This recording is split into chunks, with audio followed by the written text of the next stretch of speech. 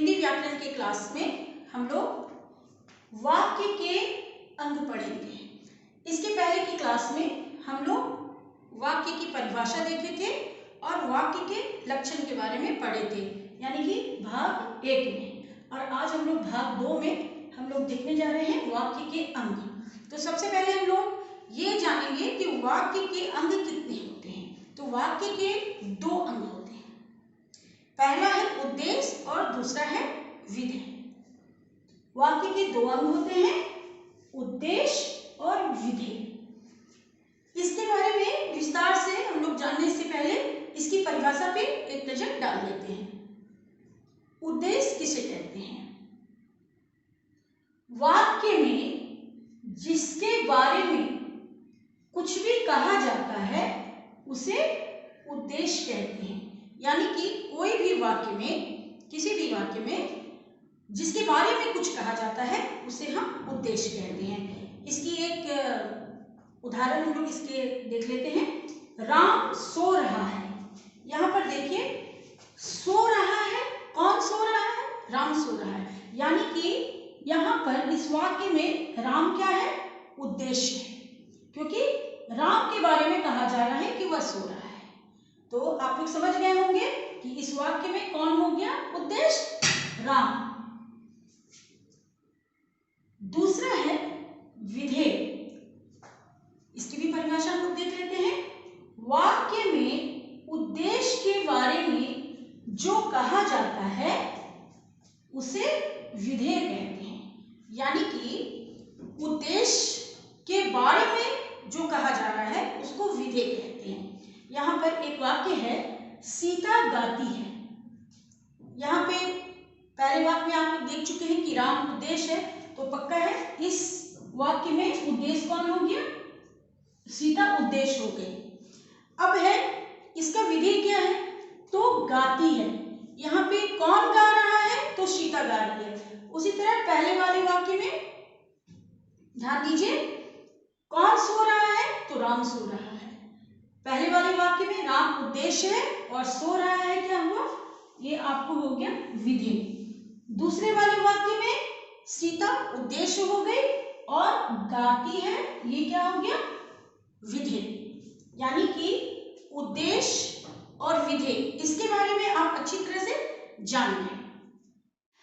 लेकिन उद्देश्य का विस्तार और विधेय का विस्तार क्या होता है, इसको भी जानना आपके लिए बहुत जरूरी है। तो पहले हम लोग परिभाषा देख लें। उद्देश्य के अर्थ में विशेषता प्रकट करने के लिए जो शब्द या वाक्यांश उद्देश्य के साथ जोड़े जाते हैं उन्हें उद्देश्य का विस्तारक कहा जाता है। आप समझ गए होंगे।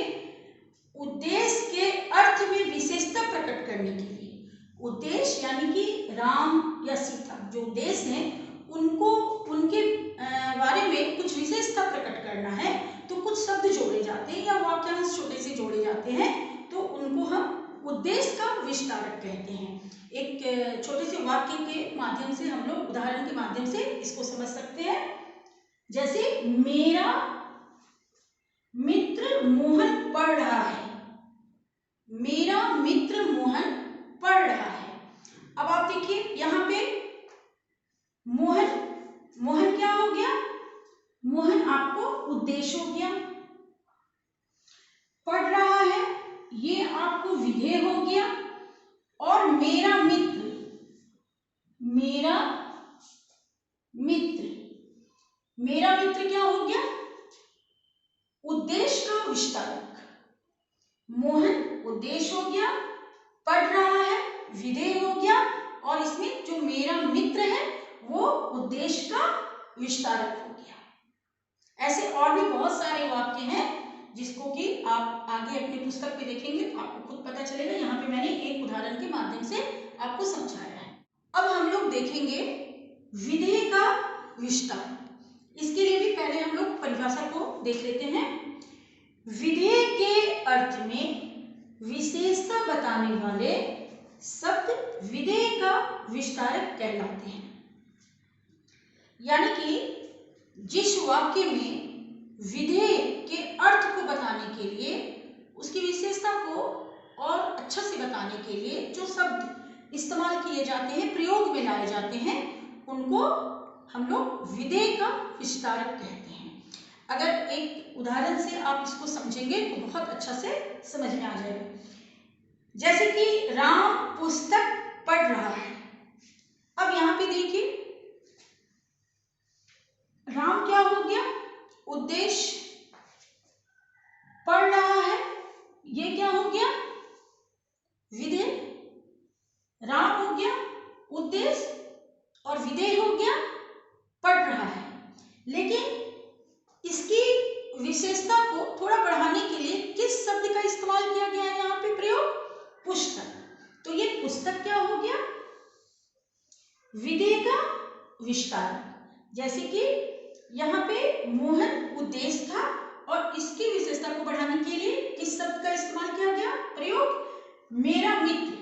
उसी तरह विधेय के विशेषता को बढ़ाने के लिए जो शब्द आया वो है पुस्तक। तो पुस्तक क्या हो गया? इस विधेय का विस्तारक शब्द। तो आज के क्लास में हम लोगों ने वाक्य के अंग के बारे में जो विस्तार से पढ़ा, मेरा ख्याल है कि आप लोगों को बहुत अच्छा से समझ में आ गया होगा। इसको आप लोग दोबारा अभ्यास कीजिएगा और अगर कहीं पे समझ में ना आए तो आप कमेंट करके मुझसे पूछ भी सकते हैं। अब अगले क्लास में हम लोग भाग 3 में वाक्य के प्रकार के बारे में पढ़ेंगे।